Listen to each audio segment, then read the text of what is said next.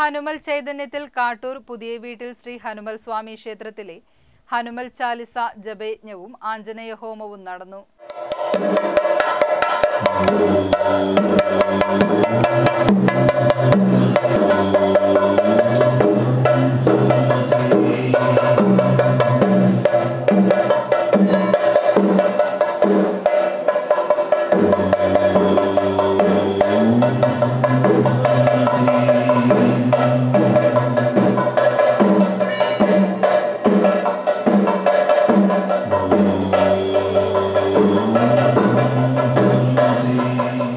ഹനുമാന്റെ ഏറ്റവും പ്രിയപ്പെട്ട ഗ്രന്ഥമായ ഹനുമൽ ചാലീസ ജപയജ്ഞവും ആഞ്ജനേയ ഹോമവും മാസത്തിലെ ആദ്യ ബുധനാഴ്ചയാണ് നടക്കുക.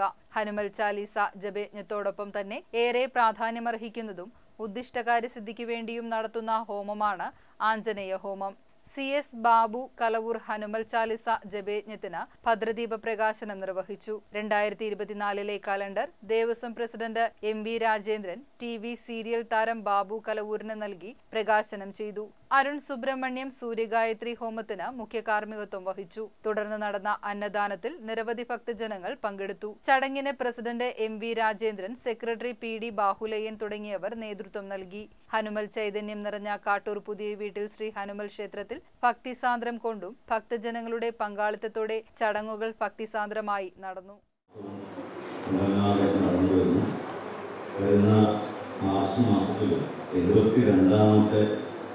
ആഞ്ജനേയ ഹോമം തുടങ്ങുന്നത് വളരെ ചരിത്ര നിമിഷങ്ങളിലൂടെയാണ് ശരിക്കും ഈ കാലയളവ് കടന്നു പോയത്. കോവിഡ് എന്ന് പറയുന്ന മഹാമാരി ആ സമയത്ത് പോലും നടന്നില്ലാതെ ഈ ആഞ്ജനേയ ഹോമം നടന്നു പോകുന്നു. ഒപ്പം തന്നെ ഹനുമാൻ ചാലീസ ജപയജ്ഞവും ഇത്തരത്തിലൊരു ഹനുമാൻ ചാലീസ ജപയജ്ഞവും ആഞ്ജനേയ ഹോമവും നടക്കുന്ന തുടർച്ചയായിട്ട് നടന്നുകൊണ്ടിരിക്കുന്ന ഭാരതത്തിലെ ഒരേ ഒരു ഹനുമാൻ സ്വാമി ക്ഷേത്രമാണ് നമ്മുടെ ക്ഷേത്രം എന്ന് പറയുന്നത്. അതിൻ്റേതായിട്ടുള്ള മാറ്റങ്ങൾ നമ്മുടെ ആ മാറ്റങ്ങൾ വന്നുകൊണ്ടിരിക്കുന്നത് പ്രത്യക്ഷത്തിൽ നമുക്ക് കാണാനായിട്ട് സാധിക്കും.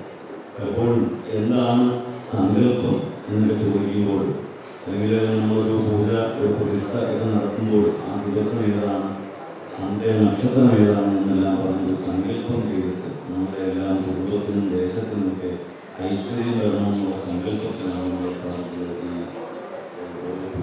ആരംഭിക്കുക. അതിലുള്ള സങ്കല്പത്തിൻ്റെ ശക്തി എത്രമാത്രം വലുതാണ് എന്നുള്ളത് നമ്മുടെ ചരിത്രം നമ്മളോട് പഠിപ്പിച്ചുകൊണ്ടിരിക്കുന്ന ഒരു കാലയളവിലൂടെയാണ് നമ്മൾ പറയുന്നത്.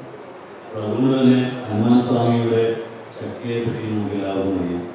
ആ ശക്തി എത്രമാത്രം പ്രകടമാകുന്ന രീതിയിൽ മാറ്റം സംഭവിക്കുന്നത് വലുതായിക്കൊണ്ടിരിക്കുന്നത് നമുക്ക് ഓരോ ആഞ്ജനേയ ഹോമം നടത്തുന്നതിലൂടെ അറിയാൻ സാധിക്കുന്നുണ്ട്. അതുപോലെ ഹനുമാൻ